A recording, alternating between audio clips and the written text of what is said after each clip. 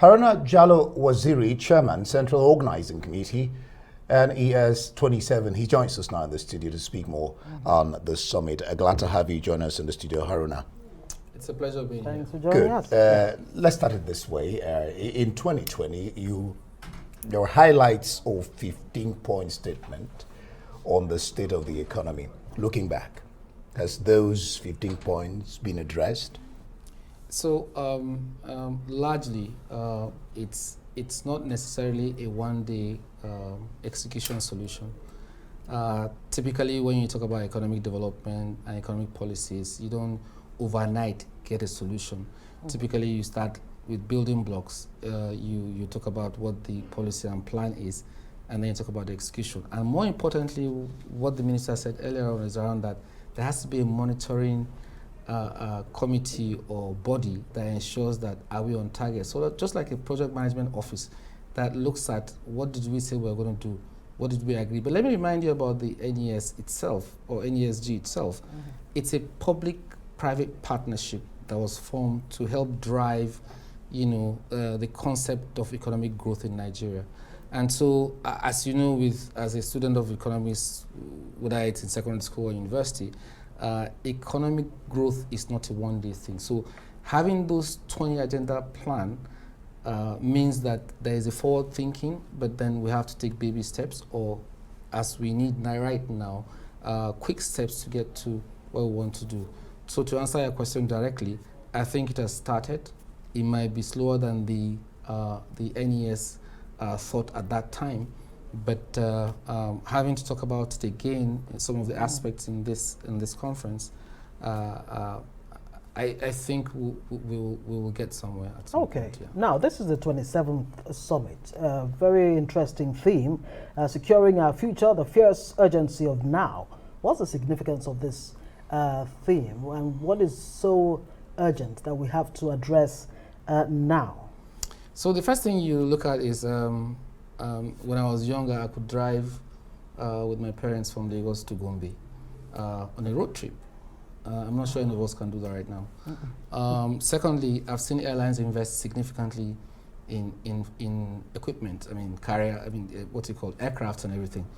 People now fly.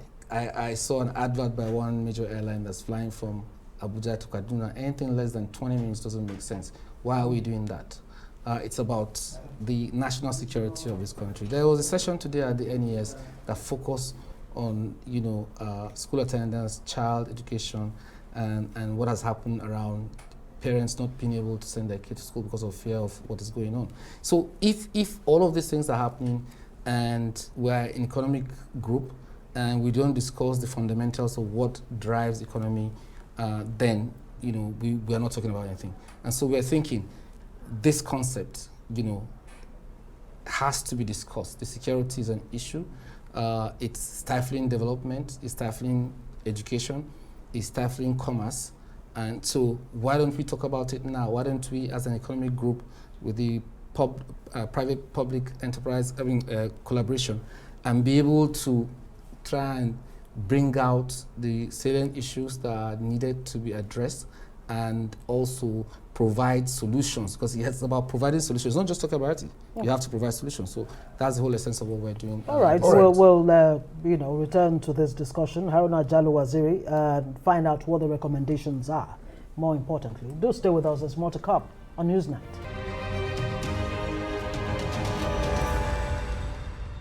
All right, glad to know that you're still there. We're still having the studio Haruna Jalo-Waziri, Chairman, Organising Committee, and ESG 27. Yeah. All right.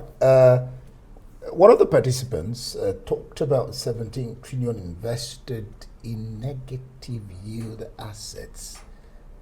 I'm wondering why are we taking that and running with it to try to correct it, if that is absolutely correct?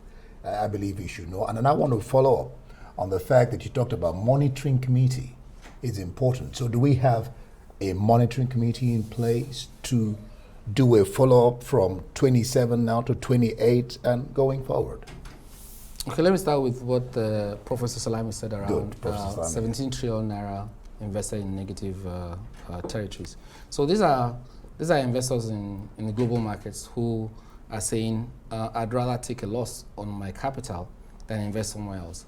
Now, so why are they not investing in Nigeria, which was the question. Do we provide the right environment? And you know, with private capital, you have to protect it. It's like water, it drains where its lowest point, and it will find it there.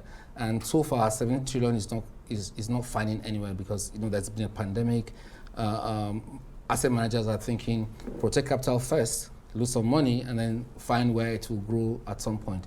And he's saying if there's 17 trillion, even if it's $40 billion that's coming to Nigeria, right? And what's our total value of budget? I don't know, 65 billion or thereabout. If you can find the right environment and the right narrative for those managers who manage that 17 trillion and bring a drop of it into Nigeria, it will go a long way in our economic development in this country. Because private capital is what drives growth, not necessarily government. And you know, as you know, it's difficult to not be able to have government writing the policies without the investment coming in. And the two combine, and that's why you have NESG bringing private thinking, public thinking, putting together, and then providing the right environment for things to happen. Now, on your second question around is there a monitoring? I heard the Minister of Finance rightly said that in their plan that they had already we're all one Nigeria. I mean, they've already put in place. Part of what they've done, which had been part of plans before, but focusing on it right now, is that, look, when you begin to have a plan, when you begin to execute it, somebody must come and give you a report card. So when you issue, you must also monitor. So she spoke extensively around the possibility, well, not the possibility, that there is a monitoring group, and that monitoring group is going to be empowered and is going to keep giving us globally feedback around how far it's been done and what's been done. Okay, so I'd like to know, I'm sure many people want to know exactly what are the recommendations coming out of the NESG event today. And, you know, I'd also like you to address, if you can, very quickly, your thoughts on the launch of the e-Naira. Okay, so in terms of the recommendations, so we have a rapporteur. So for what we're doing today and tomorrow, so you know the conference is today and tomorrow. Yeah. So there would always be what we call a green book. At the end of the conference, the rapporteurs take a write of all of what's been done, recommendation. And more importantly, in this particular summit, the theme around the organizing committee's thinking, and even bringing the facilitators, was that, look, we're not going to just be talking. We want solutions. So yes, we're going to be solution-based in the discussions, in the outcome of what we're doing, and then we're going to give out, you know, generally what is to be done. Is there any key things that you can tell us now? So it goes back to the main concept of securing our future and ensuring that what we have today, we are dealing with it, we're bringing out solutions, not discuss, not narrating what it is that is happening, but what can we do about it and how can we make it? That's the whole concept. I understand that so good. I wanted you to talk about the e-Naira very quickly. E-Naira, I think, you know... and how that will turn around the economy. On the e-Naira, I think, you know, you have to go digital. How it's been done, it's a start. You know, blockchain is where we are. We at my day job at CSCS also, you know, are focusing on, you know, new technology and how it's going to be done. I think is the right path. I think it's something that if we embrace, if it's done in the appropriate way, it's something that we cannot avoid. Okay. All right. Yes. I don't know whether we have time. Do we have time? If I was going to throw one question. Do we have time? Great. And that is the question of, I mean, one of the reasons for the NESD is the reduction in poverty level. So how far, or where are we, with the public-private partnership working together to reduce the poverty level? So the idea about the NES is to talk about what the issues are, what the solution should be, and then follow up from both the private sector and the public sector in the execution. There has been talk around that it's been there, we've been talking about it, and the execution is slower than we think.